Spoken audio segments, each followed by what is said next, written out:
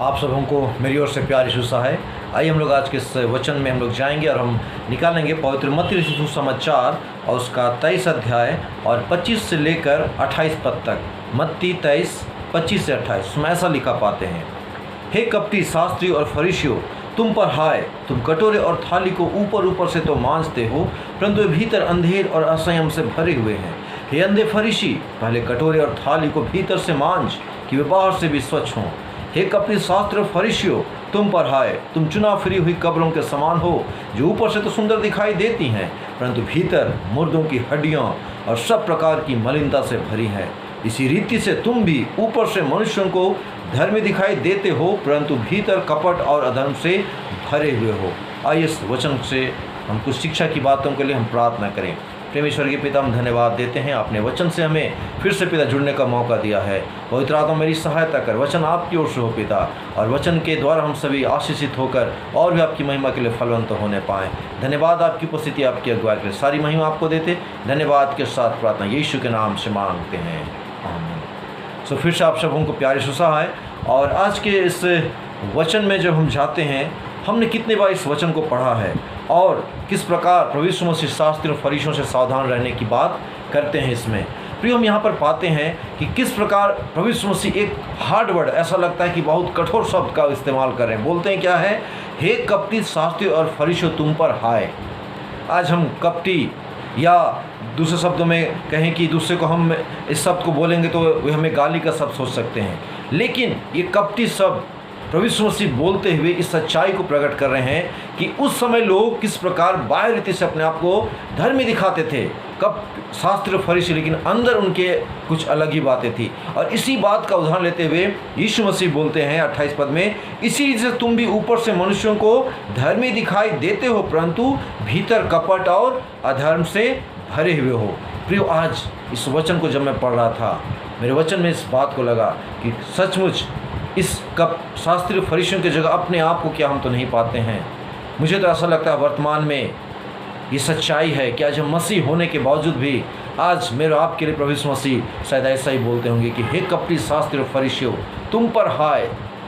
आज हम जब भी घरों में बहुत एक साधारण सा एग्जाम्पल प्रभु यीशु मसीह बताए कि हम बर्तन को मांजते हैं तो हमारी इच्छा क्या होती है कि कैसे बर्तन अंदर से भी साफ हो, बाहर से भी साफ हो, लेकिन यहाँ दिखावे की बात जब आती है तो सिर्फ लोग बाहर से मांजते हैं। प्रियो, आज यही आंतरिक बात को हमें कुछ देर अध्ययन करें कि आज हम क्या उस समय के ज़माने के फरीसी और शास्त्रियों के समान कपटी तो नहीं कहलाने वाले हैं, या सिर्फ बाहरी दिखावा तो नहीं है। आज क्या सच्चाई अपने दिल में हम हाथ रख कर सोचें। आज हम किस सच्चाई को जब उस सच्चाई को पहचाने हैं तो क्या हम भीतर से अपने आप को मांज रहे हैं। आज इसी बिंदु में मैं 3 शब्दों के द्वारा कुछ बातों को रखना चाहूँगा जो मैंने इस वचन को पढ़ते समय सीखा।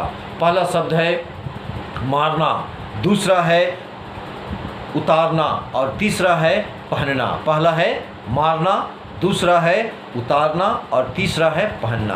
पहले शब्द की ओर हम यदि ध्यान देंगे, मारना। आज हमें यदि हम चाहते हैं कि हम अंदर से मांजे जाएं तो कुछ ऐसी चीज़ें जिससे हमें मारना होगा। आप मेरे साथ निकाल सकते हैं कुलूसी 3 अध्याय उसका 5 पद से आगे यदि आप पढ़ेंगे तो वहाँ लिखा है कुलूसी 3 का 5 से, अपने उन अंगों को जो पृथ्वी पर है मार डालो। किन किन अंगों को? अर्थात व्यभिचार, अशुद्धता, दुष्कामना, बुरी लालसा जो मूर्ति पूजा के बराबर है। ऐसी ऐसी चीज़ों को मार डालने के लिए प्रभु यीशु मसीह बोलते हैं इस कुलूसियों के पत्र में प्रेरित पौलुस की अगुवाई में कि पृथ्वी के उन अंगों को मार डालो। आज हम कितने बार चाहते हैं कि हम प्रभु के साथ साथ चलें, कितने बार हम चलते भी हैं, लेकिन शैतान हमारे अंदर इन अंगों को आज भी जिंदा रखता है और इस कारण हम उस सच्चाई में चलते हुए भी कितने बार भटक जाते हैं। प्रियो, आज यदि हम और आप सच्ची रीति से अपने आप को अंदर से साफ, अंदर से मांजना चाहते हैं तो पहली बात हमारे आपके जीवन में आवश्यक है वो है कि हमें मारना होगा वैसे अंगों को जो हमें पाप में, बुराई में, अंधकार में बार बार गिराती है। साफ साफ प्रेरित पौलुस बोलता है पृथ्वी के अंगों को मार डालो, अर्थात व्यभिचार, दुष्कामना, बुरी लालसा, ये जो लोभ जो मूर्ति पूजा के बराबर है। ऐसी ऐसी घिनौनी बातों को आज हमें अपने जीवन से बिल्कुल बाहर निकालना होगा। प्रियो, तभी हम कर सकते हैं कि हाँ, मैंने भीतर से भी अपने इस बर्तन को, इस आत्मरूपी बर्तन को हमने मांजा है।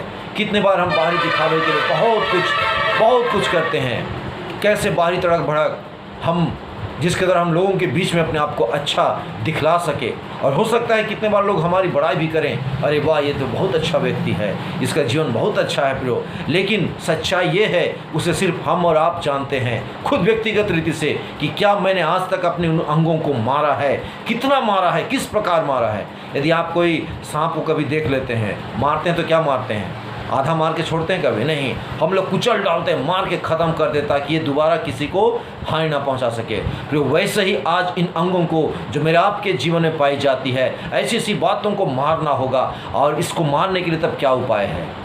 कोई लाठी लेके तो हम जा निकल नहीं सकते, लेकिन वचन में ही बतलाया गया है, जो हम इफिसी 6:17 में पाते हैं कि आत्मा की तलवार जो परमेश्वर का वचन है उसे ले लो, लिखा है। आत्मा की तलवार परमेश्वर का वचन है, उसे ले लो। यदि हम इन अंगों को मारना चाहते हैं तो एकमात्र हथियार है ये परमेश्वर का जीवित वचन। इसी वचन के द्वारा हम इन अंगों को मार सकते हैं प्रियो। क्योंकि आप यदि इब्रानी 4:12 भी पढ़ेंगे, वहाँ भी लिखा है कि परमेश्वर का वचन क्या है? जीवित, प्रबल और दोधारी तलवार से भी ज़्यादा चोखा है। वह प्राण, गूदे और आत्मा को, गांठ गांठ को, गूदे गूदे को आर पार छेदता है, हमारे मनों को जांचता है, पहचान लेता है प्रियो, विचारों को जान लेता है। आज इस वचन के द्वारा ही हम अपने जीवन में इन अंगों को मारते हुए हम अपने आप को भीतर से साफ कर सकते हैं, भीतर से हम लोग मांजते हुए चमकवान बन सकते हैं प्रियो। ये पहली बात है, मारना। दूसरा है, हमें उतारना है। आज हमें क्या उतारना है प्रियो? हम यदि प्रेरित पौलुस के ही पत्र इफिसी उसका 4 अध्याय और उसका 22 पद पढ़ेंगे, वहाँ लिखता है, तुम अपने पुराने मनुष्यत्व को उतार डालो। वैसा स्वभाव, वैसी चीज़ें जो आदम के कारण मेरे आपके जीवन में आई, मनुष्य जाति के अंदर में, उस पुराने स्वभाव को बोलता है कि उतार डालो। हम यदि कुछ नया पहनना चाहते हैं तो पहले हमें क्या करना होता है? पुराने वस्त्र को उतारना पड़ता है प्रियो। आज यदि हम प्रभु यीशु मसीह में नए बनकर आगे बढ़ना चाहते हैं, मुझे और आपको अपने जीवन में ध्यान से जांचना होगा कौन कौन ऐसी चीज़ें हैं जिसे अभी तक हम पहने हुए हैं और जिसे हम उतारना नहीं चाहते हैं। हो सकता है आपका घमंड होगा, हो सकता है आपके अंदर दूसरों के प्रति जलन होगा, हो सकता है मेरे आपके जीवन में ऐसी बातें होगी कि किसी को हम देखकर हम उसके प्रति हम द्वेष भावना रखते हैं। आज ऐसे पुराने मनुष्यत्व को हमें उतारना होगा प्रियो। जब तक हम नहीं उतारेंगे हम नए मनुष्यत्व को नहीं बन सकते हैं, हम नए नहीं बन सकते हैं। इसलिए बहुत ही आवश्यक है कि अपने जीवन में आज जितनी ऐसी पुरानी बातें हैं, पुरानी आदतें हैं, उसे उतारना होगा प्रियो। तभी हम अपने आप को कह सकते हैं कि हाँ, मैंने अपने आप को भीतर से मांजा है। नहीं तो फिर वही कहलाएंगे कपटी, शास्त्री, फरीसी, जो बाहर से अपने आप को अच्छा दिखाते थे लेकिन उनके भीतर तरह तरह की बुराई, अंधकार की बातें भरी हुई थी प्रियो। आज हम और आप खुद जांचें, आज हम किस चीज़ को अभी तक पहने हुए हैं प्रियो। कैसी कैसी चीज़ों से अपने आप को हम ढके हुए हैं, बहुत गंभीरता से सोचे। यदि आप रोमियो की पत्री 12 अध्याय उसका 2 पद ही पढ़ेंगे, वहाँ भी लिखता है कि पुराने चाल चलन तुम्हारा बदलता जाए, तुम्हारा जो पुराना चाल चलन है वो बदलता जाए। हमें नए स्वभाव में बढ़ते जाना है, अर्थात हमें उतारना है वैसी चीज़ें, वैसी बातें जो मुझे आज आपको प्रभु यीशु मसीह के निकटता में संग संग चलने में रुकावट डालती है प्रियो। वैसी चीज़ों को अपने जीवन से हमें उतारना होगा। बहुत ही गंभीरता से सोचें, ये आपके मेरे लिए बहुत ही गंभीर एक समय है और मौका है कि अपने जीवन को हम जांचें, अपने परिवार, अपने कलीसिया के लिए भी सोचें कि हम आज कैसी चीज़ों को अभी तक नहीं उतार पा रहे हैं जिसके द्वारा कि हम प्रभु के संग साथ नहीं चल पा रहे हैं। भीतर से आज भी गंदगी है, भीतर से हम अपने आप को साफ नहीं कर पा रहे हैं। वे पुराने मनुष्यत्व को हमें अपने अंदर से उतारना होगा। तीसरी बिंदु है पहनना। जैसा मैंने पहले कहा, यदि हम किसी नई चीज़ को पहनना चाहते तो पुराने वस्त्रों को हमें उतारना होगा। तीसरी बिंदु है हमें पहनना होगा। इसी इफिसी 4 उसका 24 में लिखता है कि हमें नए मनुष्यत्व को पहन लेना है, अर्थात पुरानी चीज़ों को छोड़ देना है। यदि 2 कुरिन्थी 5:17 पढ़ेंगे, वहाँ हम सभी जानते हैं क्या लिखा है, यदि कोई मसीह में है तो वह नई सृष्टि है, पुरानी बातें बीत गई, देखो सब कुछ नई हो गई प्रियो। आज मेरे आपके जीवन में हम जब उतार तो लेते हैं लेकिन हमने फिर पहनना क्या है? नए मनुष्यत्व को हमें पहनना है।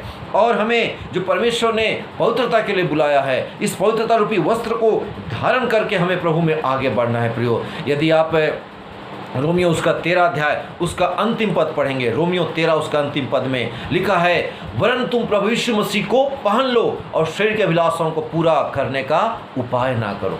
वरन तुम प्रभु यीशु मसीह को ही पहन लो। सोचिए, आज हम देखते हैं ना, सफ़ेद कपड़ा समझ जाते हैं कि ये डॉक्टर है, काला कपड़ा ये वकील है, या पूरा ऊपर से नीचे वस्त्र सफ़ेद है तो ये फादर है, प्रभु के अगुए हैं, पादरीगण हैं। हम ऐसा उनके पहनावे से उन्हें पहचान लेते हैं प्रियो।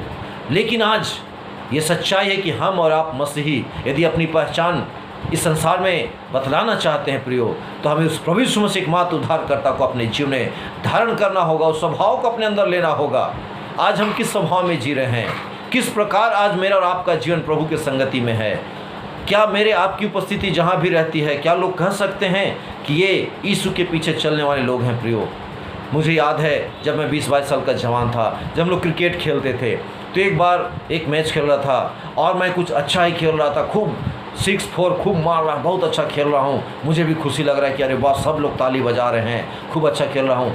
अचानक एक बहुत लॉलीपॉप बॉल कहे, जिसमें कि लोग आउट नहीं 6 मारना चाहिए, वैसे बॉल में हल्का सा बॉल मेरा बैट में टच होके विकेट कीपर के पास गया, वो कैच कर लिया और सभी लोग ताली बजाए, अरे आउट आउट आउट। लेकिन इतना हल्का टच हुआ था कि केवल विकेट कीपर और मुझे मालूम चला, अंपायर भी आउट देने को तैयार नहीं था।